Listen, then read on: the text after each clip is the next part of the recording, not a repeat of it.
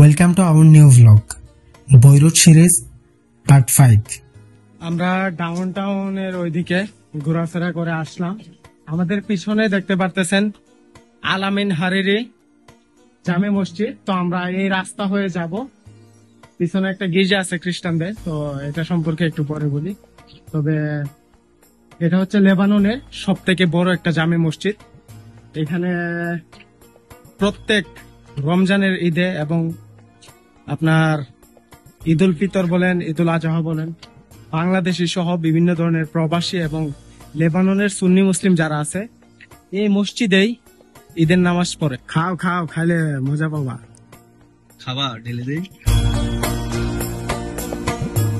মোহাম্মদ আলামিন মসজিদ, ব্লু মসজিদ নামেও পরিচিত, একটি সুন্নি ইসলাম মসজিদ। মসজিদের পশ্চিম পাশেই একটি মাঠের সমপরিমাণ জায়গাতে প্রচুর পরিমাণে বিভিন্ন ধরনের কবুতর আসে। মসজিদটির বাহিরের পরিবেশটা যেমন সুন্দর, ভিতরের পরিবেশটা আরো ভীষণ সুন্দর। ইনশাল্লাহ নেক্সট টাইম কোনো ভিডিওতে আপনাদের সাথে শেয়ার করব।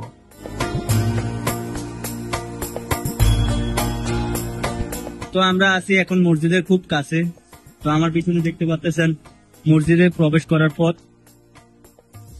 আজমি ফাখুরি প্রকার মসজিদ স্থাপত্য, ভিত্তিপ্রস্তর 2002, সম্পূর্ণ 2008 নির্দিষ্টকরণ, ধারণ ক্ষমতা 6400 জন মুসল্লি, 5টি গম্বুজ এবং 4টি মিনার রয়েছে। গম্বুজের উচ্চতা 4.65 মিটার আর মিনারের উচ্চতা 15.3 ফুট। উপকরণ পাথর, মার্বেল, টাইলস।